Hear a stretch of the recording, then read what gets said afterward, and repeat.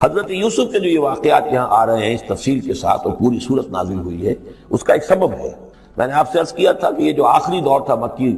آپ کے قیام مکہ کے دور کا، زمانے کا، تو اس میں یہ کہ چیزیں پہنچ چکی تھی مدینے میں بھی خبریں، اور مدینے میں اہل کتاب کے یہود کے کان کھڑے ہو گئے تھے۔ اب انہیں تو امید تھی، منتظر تھے، نبوت تو آخری ظاہر ہونے والی ہے، لیکن سمجھتے تھے ہم میں سے ہوگا۔ یہاں بات بالکل جو ہے وہ تلپٹ ہو رہی ہے،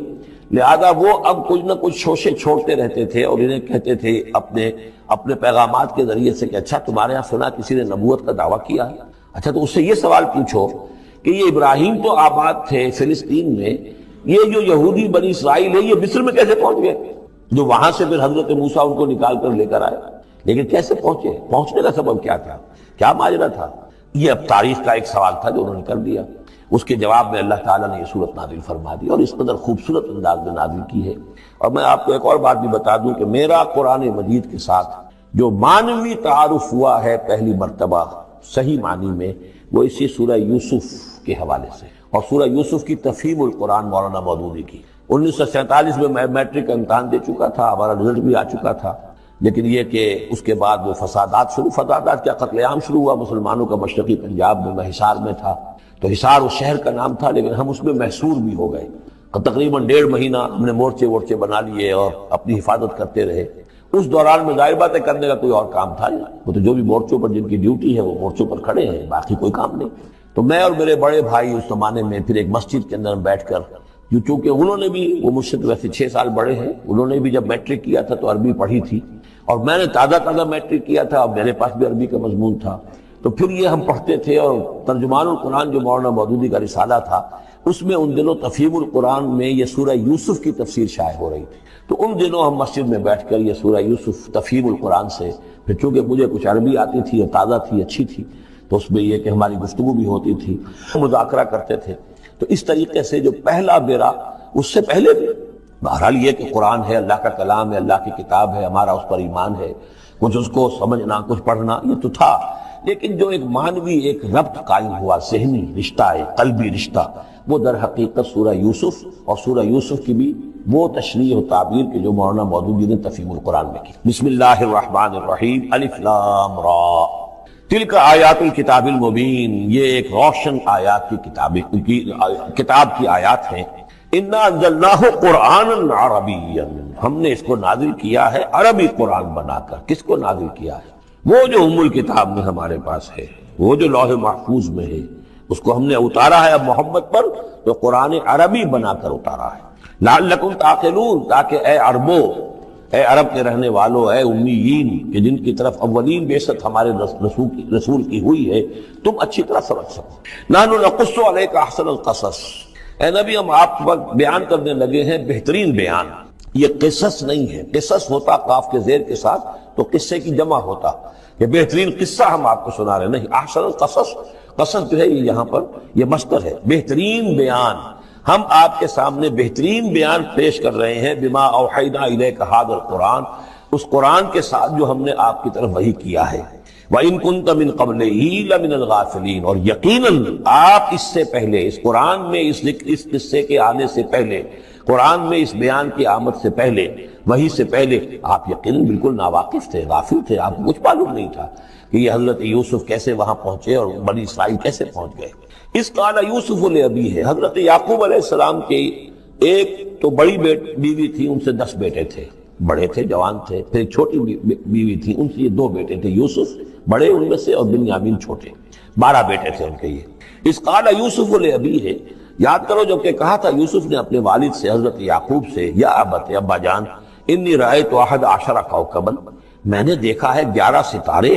والشمس والقمر، اور سورج اور چاند، رأیتہم لی ساجدین، کہ وہ مجھے سجدہ کر رہے ہیں، میرے سامنے جو ہے سجدے میں ہیں۔ قال یا بنی لا تقصص رؤیاک علی اخوتک، حضرت یعقوب علیہ السلام نے اس بات کو سمجھ لیا کہ یہ 11 بھائی اور یہ میں، ماں باپ، ہمارے کوئی ہمارا خاص معاملہ ہونے والا اس بیٹے کے ساتھ، اور اللہ تعالیٰ اس بیٹے کی خاص فضیلت ظاہر کرنے والا ہے۔ لہذا فرمایا کہ یہ اپنا بیان لا تخصص رؤیاک علی اخوتک، اپنے بھائیوں کے سامنے بیان نہ کر دینا، فیکیدوا لک کیدا، تو وہ تمہارے خلاف کو سازش کریں گے، اس لیے کہ ان میں پھر حسد کی آگ بھڑک اٹھے گی، اور وہ سوچیں گے کہ اللہ تعالیٰ نے یہ فضیلت اگر کوئی رکھی تو ہماری بجائے وہ اس یوسف کے لیے رکھی ہے، تو اس سے کہ تمہیں کوئی غضب پہنچ جائے گا۔ ان شیطان للانسان عدو مبین، یقیناً شیطان تو انسان کا کھلا دشمن ہے ہی۔ وَكَذَلِكَ يَجْتَبِيكَ رَبُّكَ وَيُعَلِّمُكَ مِن تَأْوِيلِ الْأَحَادِيثِ، اور اسی طریقے سے آپ کا تمہارا رب جو ہے تمہیں پسند کر لے گا، چن لے گا، یعنی نبوت کے لیے اب معلوم ہوتا ہے کہ میرے بیٹوں میں سے اللہ نے تمہیں چن لیا ہے، یہ معلوم ہوتا ہے۔ كَذَلِكَ يَجْتَبِيكَ رَبُّكَ، اسی طرح اللہ چن لے گا، برگزیدہ کرے گا تجھے۔ وَيُعَلِّمُكَ مِن تَأْوِيلِ الْأَحَادِيثِ، اور تمہیں سکھائے گا تعویل الاحادیث۔ اس کے دو معنی ہیں، ایک تو یہ کہ خواب کی تعبیر کرنا، اور یہ کسی بھی بات کی تہ تک پہنچ جانا، کنہ تک پہنچ جانا۔ تو عام اگر لیں گے تو کسی بھی بات، معاملہ فہمی جسے ہم کہتے ہیں، جز رسی، کسی چیز کے جو ہے اجزاء تک انسان پہنچ جائے، نگاہ دور تک چلی جائے، وہ بھی۔ اور یہ کہ اس کو تعویل الاحادیث جو ہے یہ خاص طور پر خوابوں کے لیے بھی ہے۔ وَيُتِمُّ نِعْمَتَهُ عَلَيْكَ، اور اتمام فرمائے گا اپنی نعمت کا تجھ پر، وعلی آل یعقوب، اور تمام آل یعقوب پر، کما اتمھا علی ابویک، جیسے کہ اس نعمت کا اس نے اتمام فرمایا تیرے آباء و اجداد پر، من قبل پہلے، ابراہیم و اسحاق، ابراہیم اور اسحاق پر، یعنی اسحاق تمہارے دادا اور ابراہیم تمہارے پردادا۔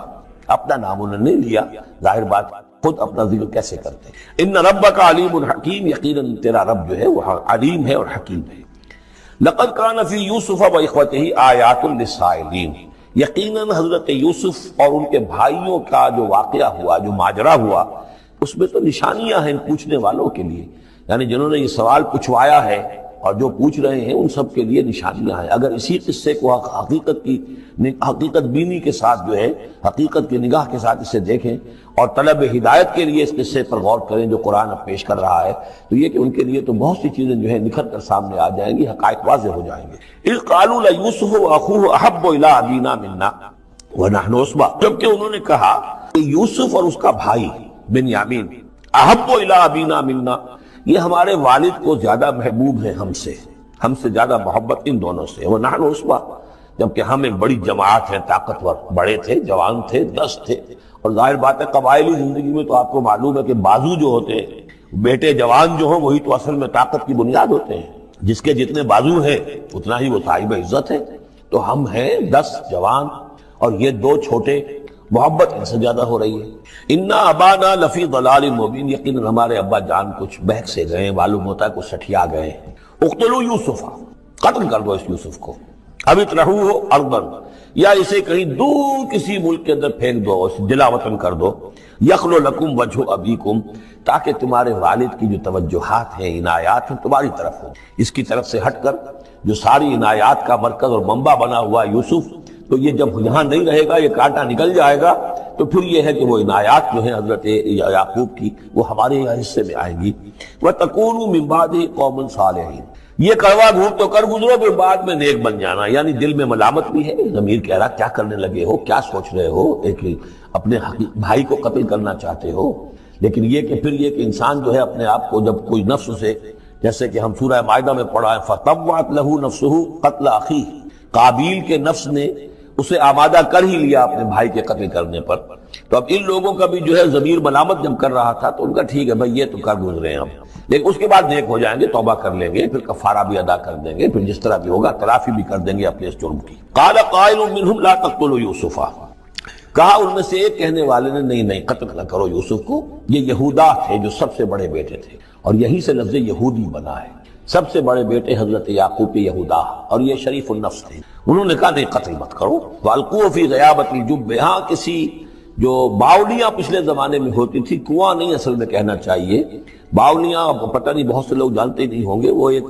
بہت گہرا سا جو ہے وہ کھودتے تھے تاکہ پانی تک پہنچ جائے، اور پھر جہاں پانی کی سطح ہوتی تھی اس کے آس پاس طاقچے بنے ہوتے تھے، تو ان طاقچوں میں سے غیابۃ الجب، ان میں سے کسی میں اس کو ڈال داؤ، تاکہ پھر کوئی رسی نیچے پھینکے گا اور کوئی قافلہ آئے گا، اس کا کوئی پانی لینے والا آئے گا، یہ اس رسی کو پکڑ کر اوپر چلا جائے گا، وہ قافلہ اپنے ساتھ لے جائے گا جہاں جا رہا ہوگا، تو ہماری جان چھوٹے گی، تو ہم قتل کے مجرم نہیں ہوں گے۔ وَأَلْقُوهُ فِي غِيَابَةِ الْجُبِّ يَلْتَقِطْهُ بَعْضُ السَّيَّارَةِ، لے جائے گا اس کو، کوئی اٹھا لے جائے گا، کوئی قافلہ۔ ان کنتم فاعلین، اگر تم کرنے ہی والے ہو، یعنی اگر تم تل گئے ہو۔ اب ظاہر بات ہے کہ باقی 9 بھائی اگر تلے ہوئے تھے تو بڑے بھائی کی کچھ بس نہیں گئی، اس نے کہا اچھا کم سے کم یہ کرو، قتل تو نہ کرو، اس کو کسی کنویں کی کسی باولی کے تاقچے کے اندر رکھاؤ۔